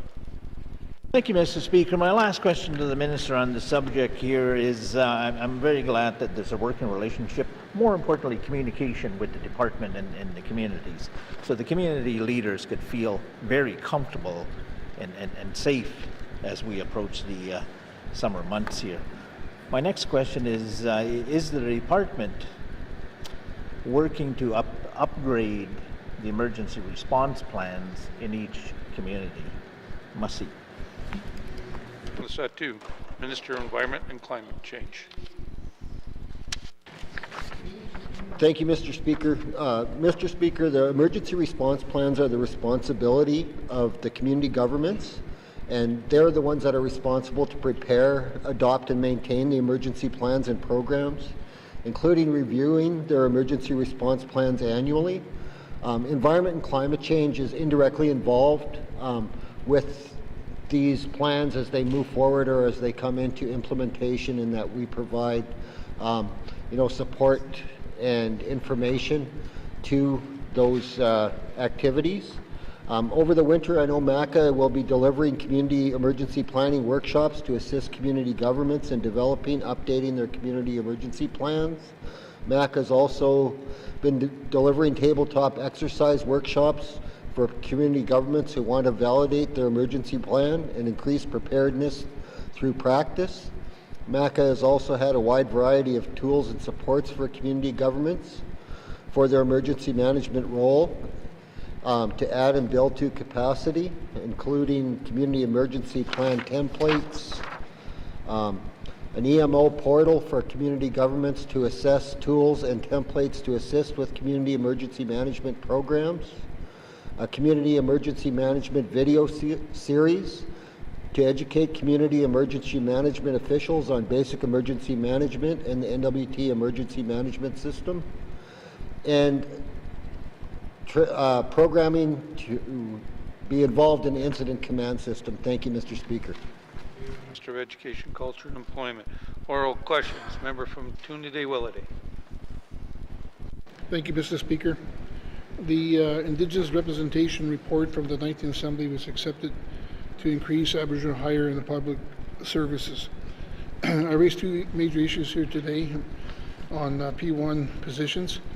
Mr. Speaker, in the 20th Assembly, I heard from the Premier, Minister, that they want to work collaboratively and to build trust with Indigenous governments. My question to the Premier, and I want to apologize for not getting these questions to you a little bit earlier, and I just want to say that can the Premier provide an update to the House about what action the 20th Assembly has taken to increase Indigenous hiring and to help restore the broken trust with Indigenous governments? Merci. Thank you. Member from Trinidad-Willowdale to the question. There's two questions there, Mr. Premier. Thank you, Mr. Speaker, and I'll do my best. Of course, the Minister of Finance isn't here today, and so I know that questions directed to that would normally go to other ministers then come to the Premier when the appropriate minister is not here. Just a bit of education for the public on why I'm answering these, so I'll do my best. It's a big question because there actually is a lot happening. This was a huge focus in the last government, as the member recalls, and so a lot of work has begun. So I can't go through everything that is happening, but if you look at the Indigenous Recruitment and Retention Framework and Action Plan, that is the plan that is going to lead us through the next few years.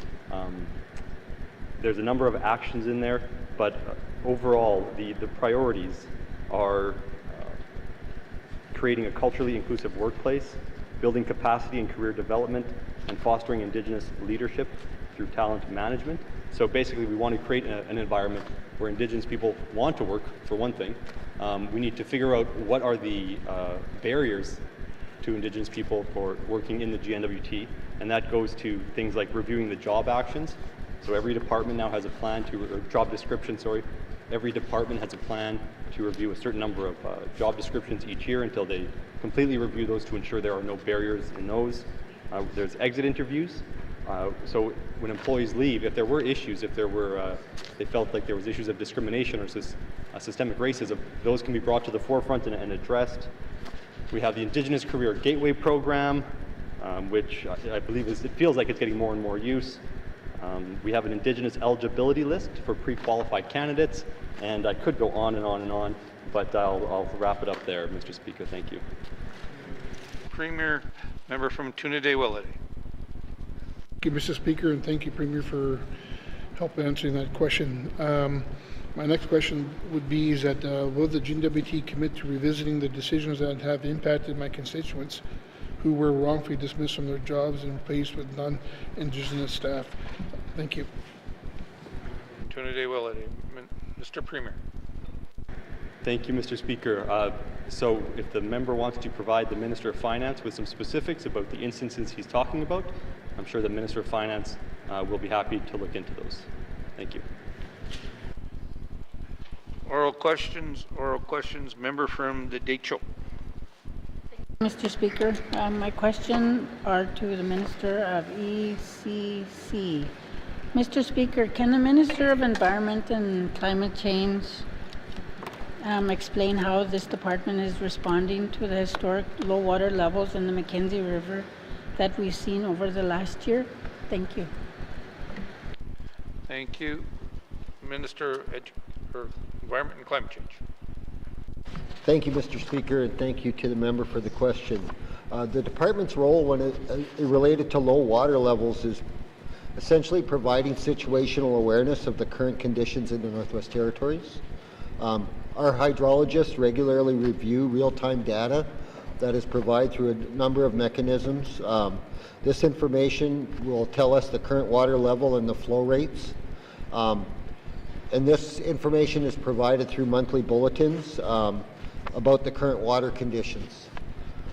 This information then can be used by departments or EMO during the freshet, by infrastructure, particularly during the barging season.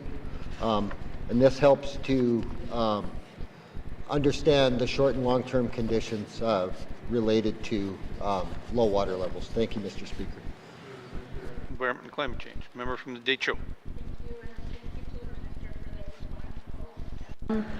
Mr. Speaker, can the Minister explain if ECC is anticipating low water levels in this year for the Mackenzie River? Thank you. Member from the Decho, Minister of Environment and Climate Change. Thank you, Mr. Speaker. Mr. Speaker, while ECC is unable to predict how much rain or snow there will be over the next several months, it's safe to say that we would require an extremely high rainfall amounts across a large geographic area to increase our water levels at this point. The winter snowfall amounts across the N.W.T have been extremely variable, and these very low snowfall amounts in Fort Simpson and ECC will continue to assess water conditions and distribute monthly N.W.T water monitoring bulletins to the public. Thank you, Mr. Speaker. Minister of Environment and Climate Change. Oral questions, member from Decho. Thank you, and thank you to the Minister for that. Mr. Speaker, can the Minister tell us what communications ECC has had with the Alberta government regarding the Drought Command team that they just recently initiated? Thank you. From Decho, Minister of Environment and Climate Change. Thank you, Mr. Speaker. Last week, I met with the Alberta Minister of Environment and Parks, Rebecca Scholes. We discussed issues of shared concern, including low water levels. We discussed the concern that had been raised by the N.W.T Indigenous governments, partners, and residents about our low water levels. We also discussed the water shortage advisory that is currently in place for the Hay River Basin in Alberta, along with many other watersheds in the province. Water used by temporary and long-term license holders has been affected. Through our transboundary water agreement with Alberta, there is a commitment to continue to transparently communicate about water use during these times of low water levels. Thank you, Mr. Speaker. Minister of Environment and Climate Change. Final supplementary, member from the Decho. Thank you, and thank you to the Minister. Mr. Speaker, the government of Alberta has begun telling the residents to conserve water, and that they've launched water sharing negotiations with all of their water licensing holders. Can the Minister tell us if the N.W.T is in a similar boat, and our residents will need to begin conserving water usage like Alberta? Thank you. You member from the Decho, Minister of Environment and Climate Change. Thank you, Mr. Speaker. Any decisions on water conservation would be informed by our snowpack assessments that we do annually, and water levels of source rivers. Information would be shared with communities and with multiple parties involved in this discussion and further action. ECC will continue to assess water conditions and distribute monthly monitoring bulletins to the public. Thank you, Mr. Speaker. Minister of Environment and Climate Change. Oral questions, member from Great Slave. Thank you, Mr. Speaker. Mr. Speaker, the process of medical travel can be confusing. Depending on what treatment you need, intake can be different, and it's also not really clear to some folks who are not employed by the N.W.T as to what stream of medical travel they fall into. From personal experience, the forms for medical travel are also confusing and duplicate information. Can the Minister explain if there is any work underway to improve standard operating procedures or communications with the public for the different streams of medical travel? Thank you, Mr. Speaker. From Great Slave, Minister of Health and Social Services. Thank you, Mr. Speaker. Mr. Speaker, medical travel, in the Northwest Territories, we're moving 44,000 people at any, to be able to access care. So that is very, very complex. And so when we think about as a minister now that has to oversee this, there's medical travel that are for non-insured health benefits clients. So those who are Inuit or status, who hold a status card. Then there's extended health benefits and medical travel for those. Then there's Métis benefits for those who qualify, and then the travel benefits for them. Then there's the N.W.T, which the N.W.T administers for the the amount of employees that we have and their benefits. And that is removed from the Department of Health now. And then there's those who don't fall in any of these categories. So with that, there's things that are currently being done. So I just needed to make sure that people are aware that there's 5 different areas that this happens. So work is currently being done to review in several areas. One of the things that we've heard on and on again is the exceptions policy to streamline decisions for benefits for individuals that have undue financial hardship or extraordinary health needs and a unique situation. So that's something that's being reviewed, working collaboratively with the federal counterpart to clarify and improve the administration of the non-insured health benefits, which is very complex. They're reviewing the boarding home services, and these contracts are coming up within the next fiscal year. We're gathering information from Indigenous governments because they're hearing from their residents. So, working closely with our counterparts, with all of the airlines and the people that move people throughout the territory. And again, like I said, and shifting all of the benefits for medical travel out of Health and Social Services to N.W.T for those so we only have to deal with the non-N.W.T. So thank you, Mr. Speaker. Thank you, member from Health and Social Services. Member from Great Slave. Thank you, Mr. Speaker. Mr. Speaker, I'm curious if the department has been looking into any of the most high-need areas for medical travel, and what I mean by this is the areas of medical requirements that have a lot of subscription or uptake. So what I'm curious about is, does the minister think that we could bring specialists to the north to remove a long-haul burden on folks to go out of territory, which is also a high cost for the GNWT? Thank you, Mr. Speaker. Thank you. Member from Great Slave, Minister of Health and Social Services. Thank you, Mr. Speaker. And Mr. Speaker, I want to apologize to the interpreters. I know I've been talking quite fast and I've been kind of given a notice. So, Mr. Speaker, this already occurs in many instances. You know, we have urology, pediatrics, cardiology, neurology that come here. We continue to explore opportunities to further develop sustainable in-territory programs as well as remote services to supplement or replace out-of-territory services. The priority is to deliver sustainable and high-quality services, and the medical travel and the people that are traveling not necessarily are related to specialists. There's lots of other, like for surgery, for different things. So, and we are monitoring this, and the department, we are currently reviewing everything right now within the medical travel policy, because we do know it is very convoluted and complex. Thank you, Mr. Speaker. Thank you, Minister of Health and Social Services. Just to clarify, please address the chair. Thank you. Member from Great Slave. Thank you, Mr. Speaker. And it's really wonderful to hear from the minister that they're looking in depth to a lot of the issues that I'm highlighting today.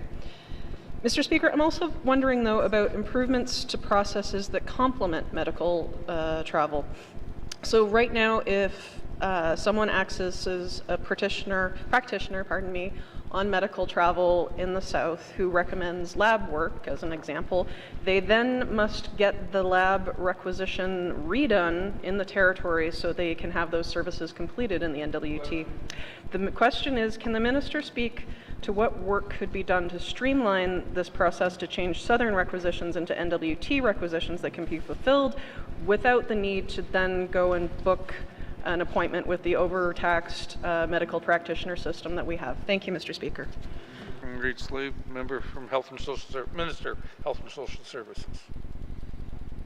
Thank you, Mr. Speaker. Mr. Speaker, I think that the problem, this is an issue, and this is an ongoing issue, because even though we are the Northwest Territories and we do referral service to Alberta Health, their practitioners are not able to, and the member has stated, are not allowed to, you can't take their requisition because they're not licensed in our territory to go in and do the blood work here. And I know that there's back and forth, it's the same thing. Like, we can't take ours and take it down there and get blood work. So, there's a lot of work going on behind the scenes to try and work on those types of things, and I think when I look at all of those issues, these are complex. And it has a lot to do with patient health information, and the legislation around that too. So when you get your blood work done and you get services done in Alberta, they'll send the patient all of the information, and then the patient themselves needs to bring that to their practitioner. So I hear the member where they're saying, and that the things that we're doing behind the scenes is trying to figure out ways to mitigate that, because we know it is a tax on our getting in, and there's different legislation things that we've all talked about in the past government and this government that's going to try and help that. So thank you, Mr. Speaker. Minister of Health and Social Services, final supplementary, Great Slave.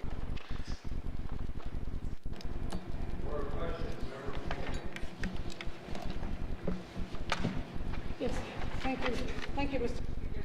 I have more questions.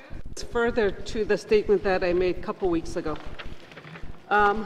Minister, it's for the ECE.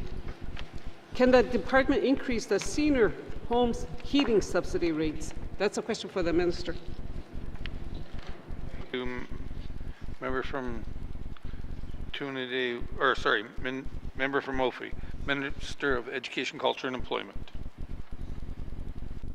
Thank you, Mr. Speaker. Mr. Speaker, right now the rates are not intended to cover 100% of the seniors' heating costs. They aim to help with 80% of the heating costs.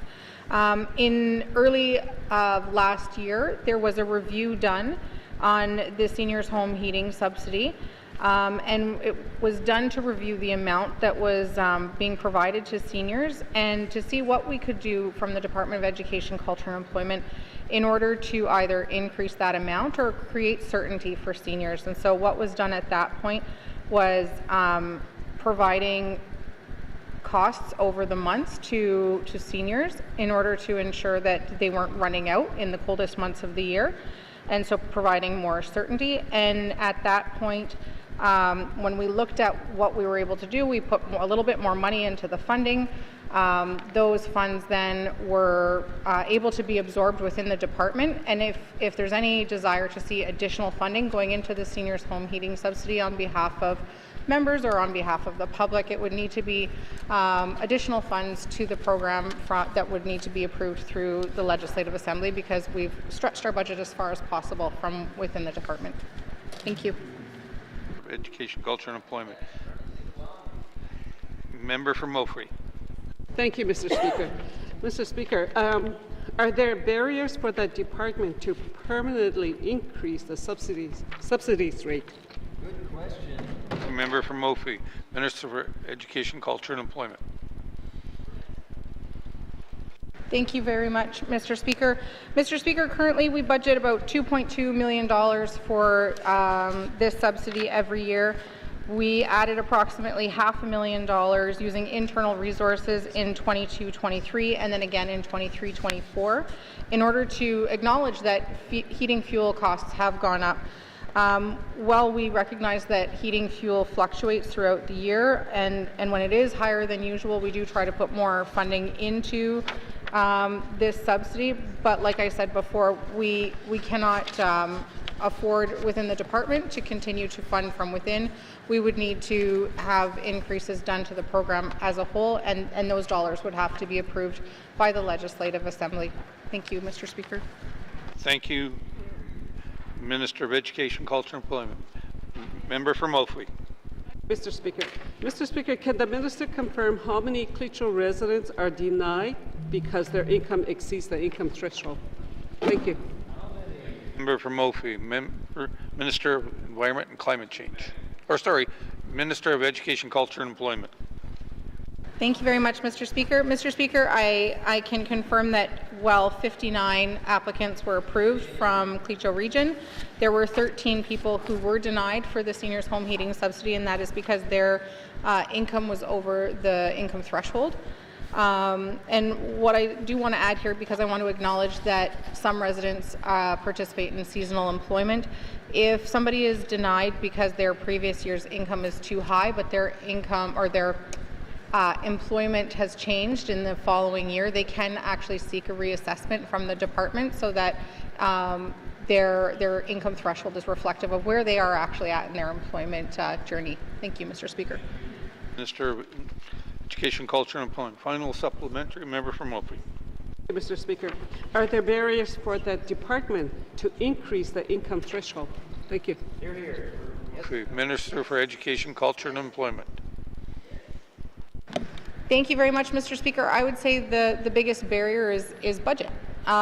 If we want to be able to provide more than the aim or the goal of 80% of heating costs to low to moderate income seniors across the territory, we would need to increase the budget for that. If the goal was to provide 100%, say, of subsidy for the cost of heat to seniors that are considered low and moderate income and who are not on income assistance, we would need to make sure that our budgets do reflect that and that the policy of the program reflects that as well. All righty. Questions, member from, Framley. Thank you, Mr. Speaker. Mr. Speaker, this is a follow-up question to the Minister of Health from some of my questions yesterday. Mr. Speaker, the Minister has said that there will not be job losses associated with COVID funding sunsetting, but it is not clear to me what changes may occur to where staff are placed in the system. Can the Minister describe in more detail what changes are proposed and how that will affect frontline operations at Stanton? Thank you. Member from Frame Lake, Minister of Health and Social Services. Thank you, Mr. Speaker. Mr. Speaker, the funding, and I guess I tried to explain this yesterday, the COVID funding that will come to an end as of March 31st, there are going to be funding for that was there for positions, but like I said yesterday, there's no job losses because we've been increasing those numbers on those units with casuals and full-time float and relief workers. And specific to the concerns that that the member is raising is the new funding that we had I announced yesterday is to replace a lot of those positions that to incur some of that cushion for those positions that COVID funding is ending. So, thank you, Mr. Speaker. Minister of Health and Social Services, member from Frame Lake. Thank you, Mr. Speaker. So can the minister describe to the House what the department is going to be doing to ensure that frontline staff, particularly nurses, are continuing to be supported in their roles in our hospitals in the N.W.T? Thank you, Mr. Speaker. Thank you, member from Frame Lake. Minister of Health and Social Services. Thank you, Mr. Speaker. Mr. Speaker, in any one of our hospitals, not just in Stanton, but in any one of our hospitals, so Inuvik and Hay River, the thing is they all have a manager, they all have someone that they have level of acuity, so any given day, it's not the same every day. And so the beginning of every shift, and if we're getting it down into operations, the beginning of every shift, there is a level of care that's needed for those patients. I mean, I can talk about this all day. I don't know if the speaker will give it to me, but what I can say is that, these patients with the patients that we have, and the conversation that we've been having is nursing assistants from the member statements yesterday. There is a higher level of patients that need and we call ADLs, activities of daily living. So those are patients that higher needs for their, they need help with assistance with eating and bathing and those types of things. Those patients are sitting in our medicine units and our acute care units, and they, and so we need extra nursing assistants to do that, and that's what this money has been providing. And with the new funding, there are positions there that are going to mitigate that. So if there's a concern that there's not going to be adequate staffing levels, like I said yesterday, we will not compromise patient care. Thank you, Mr. Speaker. Minister of Health and Social Services. Oral questions, the time is up. Members, oral questions. Written questions. Written questions. Member from Yellowknife Centre.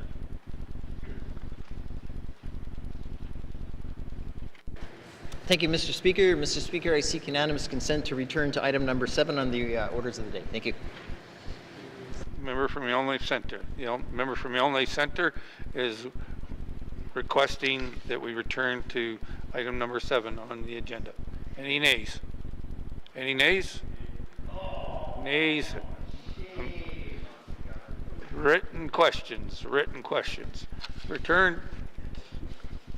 Member from Yellowknife Centre. Thank you, Mr. Speaker. I seek unanimous consent to return to the orders of the day. Item number 5. Thank you. Member is requesting us. Member from Yellowknife Centre is requesting us to return to item number 5 on the orders of the day. Are there any nays? Seeing no nays, member from Yellowknife Centre. Thank you, Mr. Speaker. I wanted to return and thank you, colleagues, by the way, to recognition of visitors in the gallery. A near and dear friend of mine, their son is a page today, and he wasn't in the gallery earlier when we did it, and I wanted to recognize him when he was here. Mr. Seth Gordon, thank you very much for being a page in the Legislative Assembly. I thank all the pages for doing the great work. Member from Tuna Day Willity. Thank you, Mr. Speaker. I want to recognize the former Indian National Chief, Nolene Vilbrin.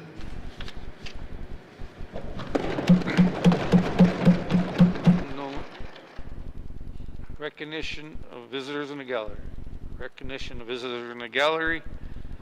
Written questions. Written questions. Return to written questions. Return to written questions. Reply to Commissioner's address. Reply to the Commissioner's address. Petitions. Petitions. Reports of committees on the review of bills. Reports of committee on review of bills. Reports on standing committee and special reports of standing and special committees. Reports of standing and special committees. Tabling of documents. Tabling the documents. Notice of motion. Motion. Motion.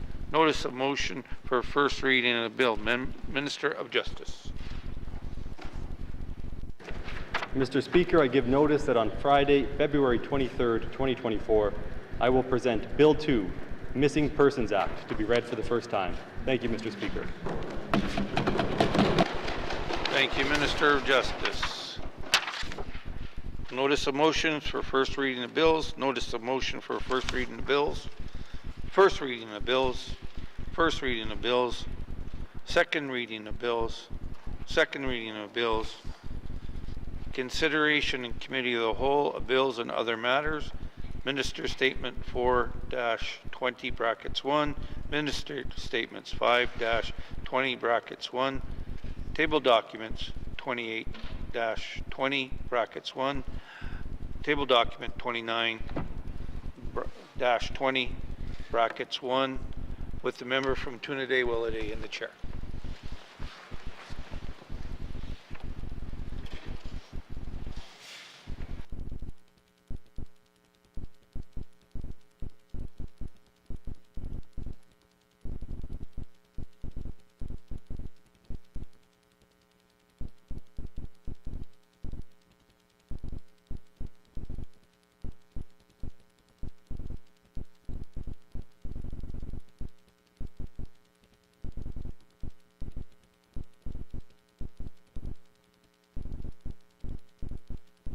Thank you. I now call the Committee of the Whole to order. What is the wish of the committee? Mr. Rogers.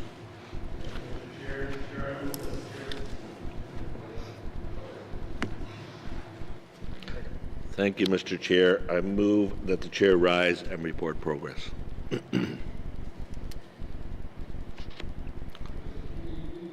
Agreed. Thank you. Thank you, committee. We will proceed with the first item. Sorry. Okay. Thank you. Yeah. Okay. Thank you. There's a motion on the floor to report progress. The motion is in order and non-debatable. All those in favor? All those opposed? Okay. Motion carried. I'll now rise and report progress. Thank you.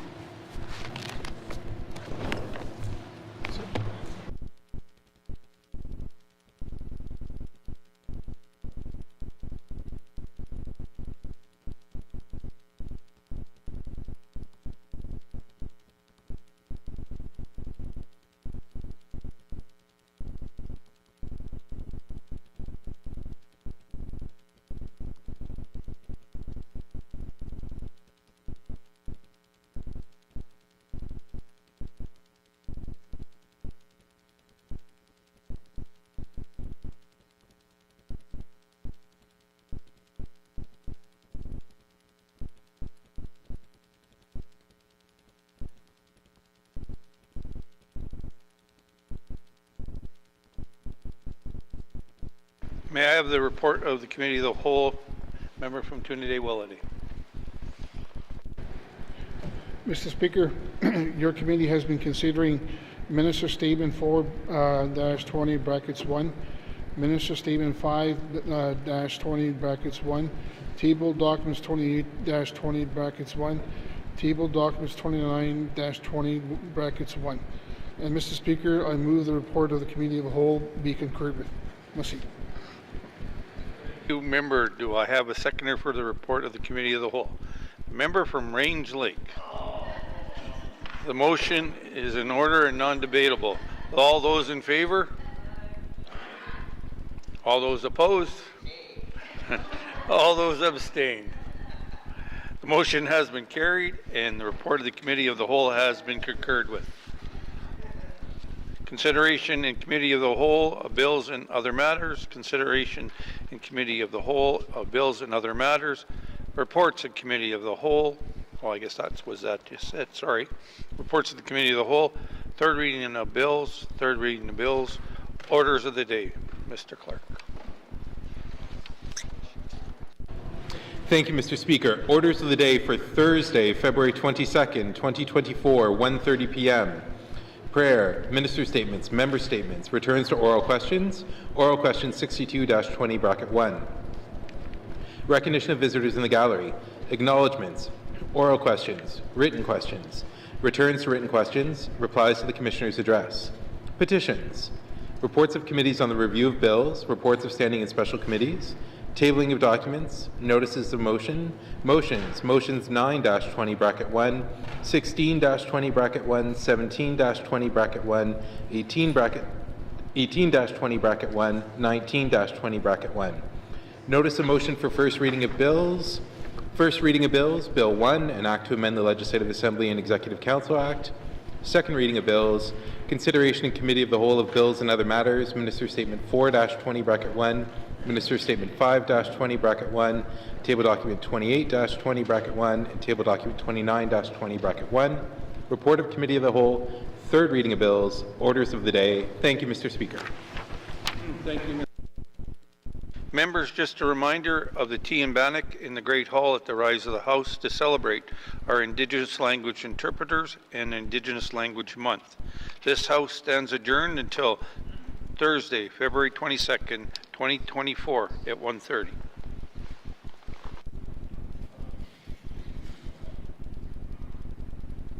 Order!